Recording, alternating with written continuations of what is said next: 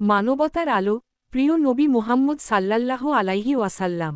আরবের উত্তপ্ত মরুভূমিতে, মক্কার পবিত্র নগরীতে জন্ম নিলেন এমন একজন মানুষ, যার আগমনে অন্ধকার পৃথিবী আলোর দিশা পেল। তিনি হলেন আমাদের প্রিয় নবী, মানবতার শিক্ষক, মুহাম্মদ সাল্লাল্লাহু আলাইহি ওয়াসাল্লাম।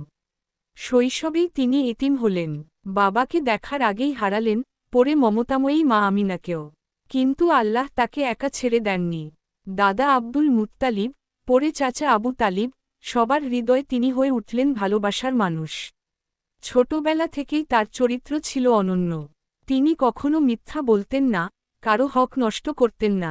তাই মানুষ তাকে ডাকত আল আমিন, বিশ্বস্ত, আশো সাদিক, সত্যবাদী। সত্যের পথে আহ্বান। 40 বছর বয়সে হেরা গুহায় ধ্যানরত অবস্থায় আল্লাহর পক্ষ থেকে তার উপর অবতীর্ণ হল প্রথম ওহী। পড়ো, তোমার প্রভুর নামে।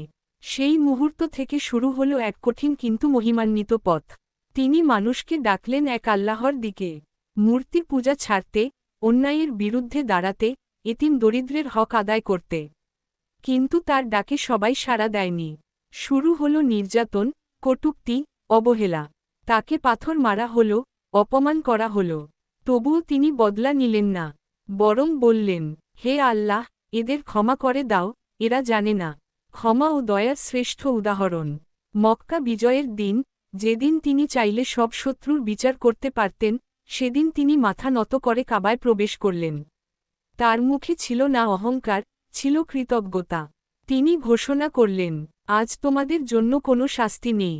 তোমরা সবাই মুক্ত। এই ক্ষমা পৃথিবীর ইতিহাসে বিরল। এই দয়া শুধু একজন নবীর পক্ষেই সম্ভব। আমাদের জন্য শিক্ষা। প্রিয় নবী মুহাম্মদ সাল্লাল্লাহু আলাইহি ওয়াসাল্লাম আমাদের শিখিয়ে গেছেন কিভাবে দুঃখে ধৈর্য ধরতে হয়, কিভাবে শত্রুকেও ক্ষমা করতে হয়, কিভাবে সত্যের পথে অটল থাকতে হয়, কিভাবে মানুষকে ভালোবাসতে হয়। তিনি শুধু একজন নবী নন, তিনি মানবতার শ্রেষ্ঠ আদর্শ। উপসংহার: যতদিন পৃথিবী থাকবে, ততদিন মুহাম্মদ সাল্লাল্লাহু আলাইহি ওয়াসাল্লাম এর আদর্শ মানবজাতিকে আলোর পথ দেখাবে।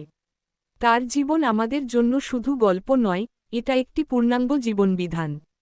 আল্লাহ আমাদের সবাইকে তার সুন্নাহ অনুসরণ করার তৌফিক দান করুন। আমিন। ভিডিওটি ভালো লাগলে লাইক দিন, কি শিখলেন কমেন্ট করুন, শেয়ার করে অন্যকে জানার সুযোগ করে দিন।